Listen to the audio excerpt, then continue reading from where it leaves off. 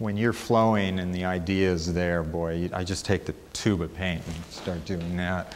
You can see some of that on that piece there, some of the red markings and whatever, and the black, that's right out of the tube. You're so excited and you're so in it, you go, but I work very quickly. A lot of times I'll just start with free form, shapes, symbols, whatever, just painting anything. I work an awful lot with palette knife. A lot of this is brush stroke, but a lot of that is palette knife. I scrape in with a palette knife. I just love the idea of taking that tool and digging and scratching and whatever.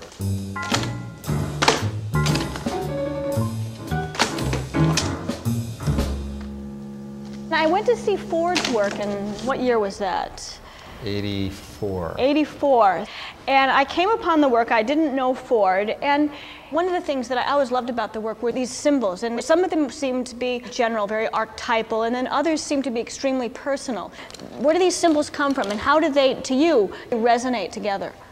They start out very free form. A lot of these things are just drawn in. It's whatever I'm thinking about at the moment, whatever's coming into fruition pictorially or emotionally. Sometimes I will draw little colored sketches. Sometimes things start to push and pull. And they start to work for me as I see how these images relate, but I still keep them very ambivalent because I don't want to say anything specific. You'll start to see shapes that are recognizable. Something starts to look like a heart. It also might look like a shield. You have what appears might be a wing. It also might be a crest. I really like the viewer to basically come up with his own conclusions.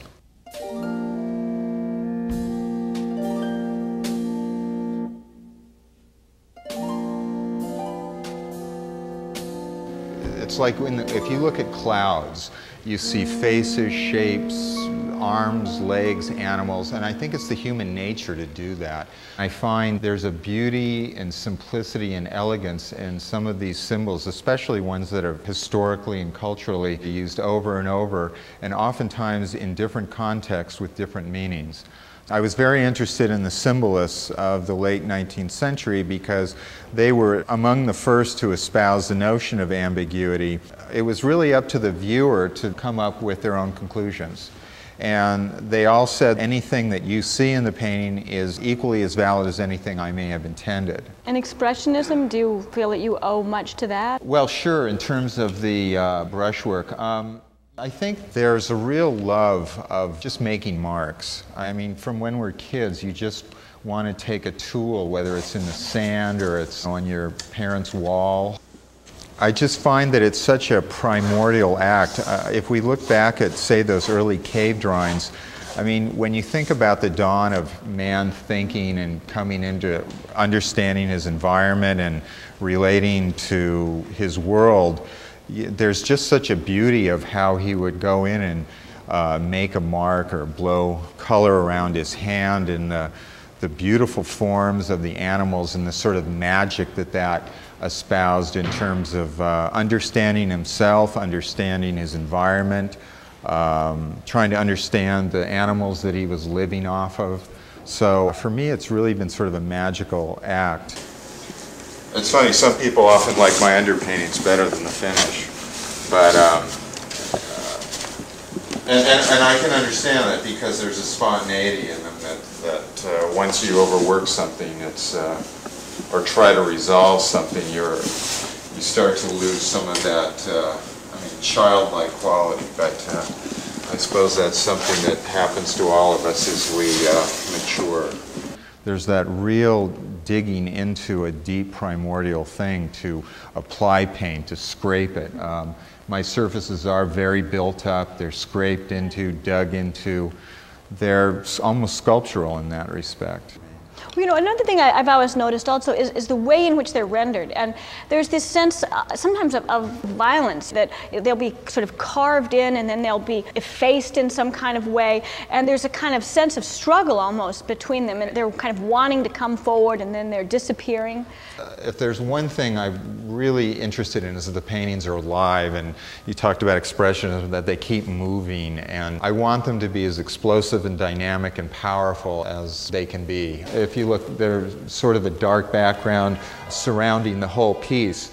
And it looks like, well, there's sort of that main, let's call that one level. But underneath that, you can see there's this red that's sort of glowing. And so the whole thing has this underlying pulsating thing going on.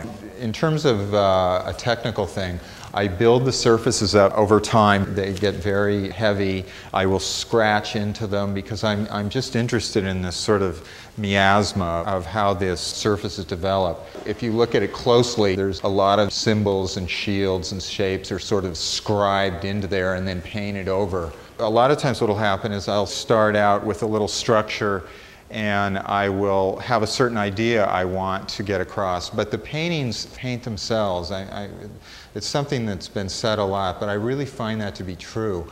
They'll go a direction whether or not I have anything to say about it. It's like, I wanted to do this, and the painting just says, no, this is going here.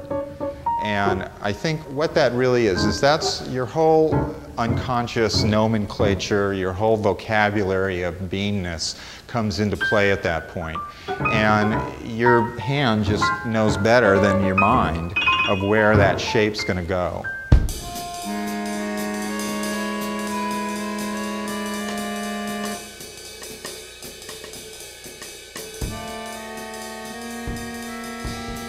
It's terrifying to paint. I mean, you get into this joy once you do it, but when you start out, you're faced with this great unknown. And you just go, oh my God, am I ever going to be able to paint again? But as you work with it, it starts to formulate itself. And it's really, there's so much you have invested in it, it starts moving off on its own. You know, that's interesting. You talk about the terror, because I guess that's the thing I feel, particularly this body of work. You don't tend to do paintings that are sort of contemplative and calm and meditative. I mean, there's always that, there is that sense that you're sort of engaging somehow with, you know, the sort of the forces of chaos and sort of trying to beat them back somehow. And I've been looking at this one, that red, you know, it's sort of this fiery red, and about how the shield is sort of, you're staking your identity here, but in the midst of this agitated red field, I don't know, I just get this real sense of this kind of lone warrior, I guess, sort of staking out, you know, in this field that's been completely on fire or fields of blood. I mean, I get all this kind of stuff out of these. I don't know, I mean, have you ever done sort of calmly contemplative things, or what does this all come out of? Well, for me, this painting is very calm. You know, hey, red is Christmas. It's just where you're coming from. Everybody can read something different. And I invite that. That excites me, because then for me, everyone has seen something different in them based on their own experience. And that gives them a life of their own. And hopefully a continued life to the viewer. To me, there's a calmness in that energy. It's like, yeah, maybe that's all bustling around, but it's, I think the Dalai Lama said, it's like the ocean on the surface. There can be hurricanes and storms and this or that, but he said deep down, all is calm. Who said a meditative thing can't be active and energetic? And somebody asked me at the opening, like, how do you know a painting's done?